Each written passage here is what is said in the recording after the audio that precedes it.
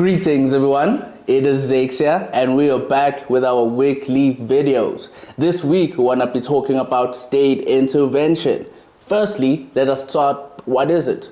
What is the state intervention that I'm sure you've heard a lot of free market advocates like myself argue against? State intervention really is, for lack of a better term, the intervention of the state in the economic lives of its citizens, right? This is the state inserting itself in decisions that you make. A typical example that we have spoken about in the channel in the past would be the state inserting itself as a third party in employment contracts, right? The various labor legislations and regulations that emanate from those pieces of law that govern the labor market in South Africa are a form of state intervention, right? The minimum wage is a form of state intervention, and in the sense that the state is intervening in the contractual terms of various participants in the labor market, dictating a price floor, for lack of a better term, right? And that price floor is an instance of state intervention. So really, beyond the examples, I'm sure you can think of plenty of others, right? They are as numerous as there are laws that govern any economic activity, literally, because that is what, state intervention is. So since we've, given a rough estimate, I'm sure as I was talking, you thought of various ways which the state is involved in your life. And this is the most important aspect, right? As libertarians, of course, we're opposed to state intervention at a principle level, right? The principle of getting to decide what one person does, right, with their property, with their liberty, when they aren't harming anyone it's unjust. So, that is an injustice. It is a trampling over, the rights that we spoke about right now, the right to property, the right to liberty, the right to freely associate, the right to freely trade. All of these rights are exercised without the harming of anyone's rights, yet the state still deems it necessary for it to insert itself in, activities like that for one reason or the other. So at a principle level, irrespective of the consequences thereof, because I find that, maybe we can get into a conversation for another time about consequentialist reasoning and, deductive or / principled reasoning, and I find that a lot of people tend to ignore the principle of why, intervention or any form of unjust state action is wrong, because they would think that the consequences thereof are good. Same as with, the minimum wage, or the intended consequences with the minimum wage, right? Because the intended consequences is that, people will get to enjoy, a higher standard of living, higher salaries, higher wages, really, that is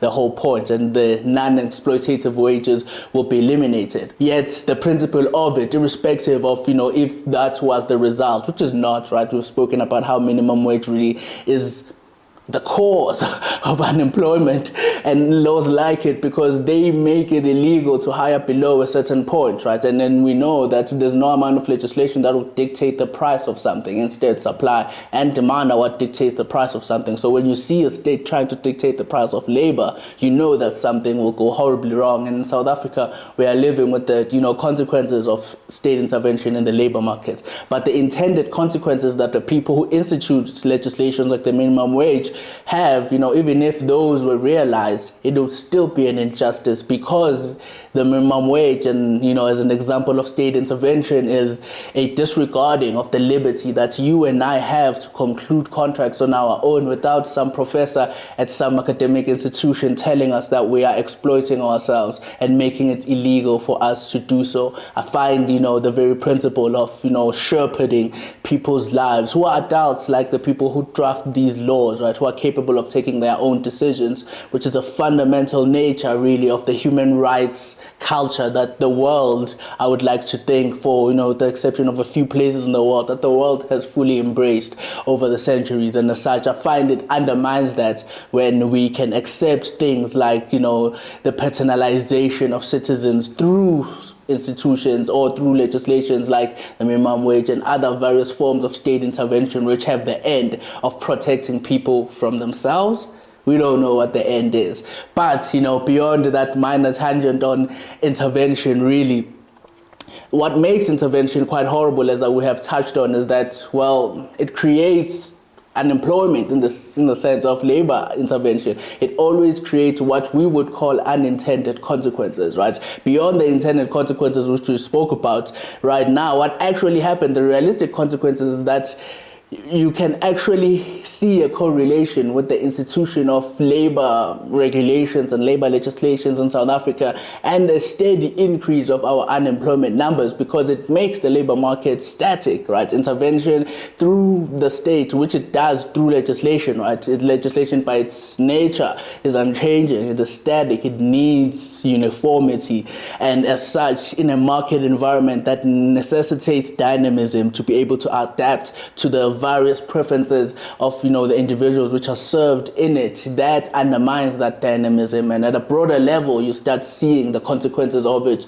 through decreased employment figures and an increase in unemployment as we are experiencing in South Africa, right? And those are the consequences of state intervention, and you see it in other areas too, right? We can mention the energy sector in South Africa is the most stark example of what happens when an entire sector and industry is just riddled with state intervention, right from the point of having a monopoly electricity producer in South Africa and the problems that has caused for our economy and just brought us quality and standard of life, where we have experienced a situation where you pay for a service and you still do not get it, right? Just think of that. If there was a market whereby the demand was so high that a business could not satisfy it and it would still face no competition, and who suffers in that scenario? The consumers, of course. Now, of course, progress has been made in the energy sector through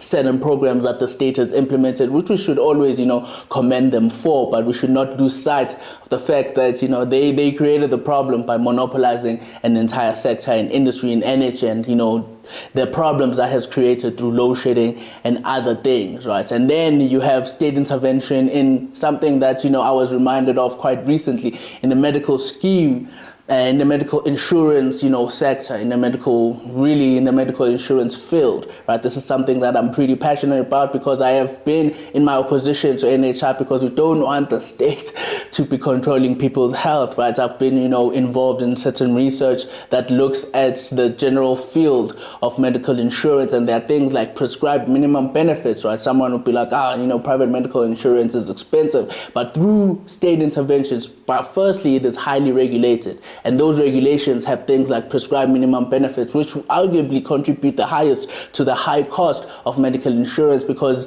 you have the state mandating to various insurance companies what form of procedures they should include in each and every medical insurance product that they give to potential customers, and that creates a baseline of cost that for many people in South Africa is really just unaffordable, right? And instead, medical insurance companies have been wanting to cater into a middle class that is employed but does not have private medical insurance, but due to state regulations that say that you must have certain minimum benefits for every product, irrespective of how much it would cost, it means that you have a large segment of South Africans that are closed out of the private medical industry, and they don't get to enjoy the obviously higher quality that you get in private enterprise. And the state then turns around and uses as the reason for it to institute things like the NHI, not mentioning that the private sector is more than willing to cater to as many people as they possibly can. It's just that they are hampered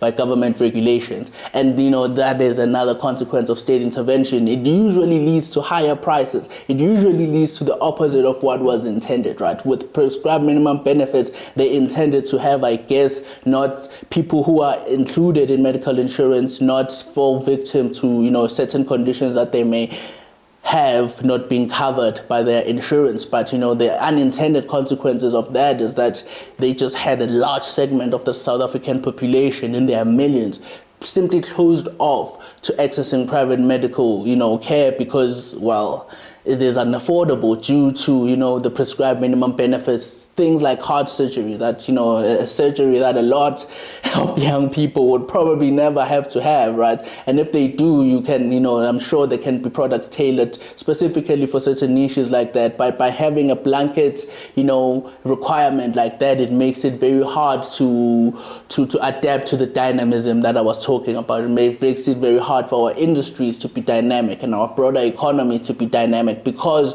of the plethora of government regulations and red tape that a business must, comply with before it even gets to the customer. And we are seeing the consequences of that, as I said, lower growth and lower, employment figures, things that are horrible and contribute overall to a lower standard of life.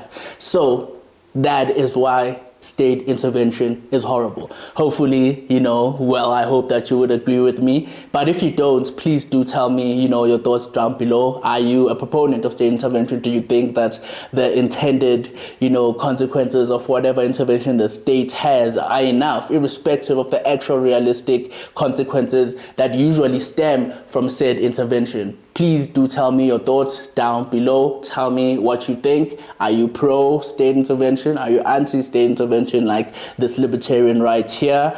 Let me know. Give the video a like, subscribe if you're unsubscribed, share the video with whomever you think may be interested, and always remember, stay free.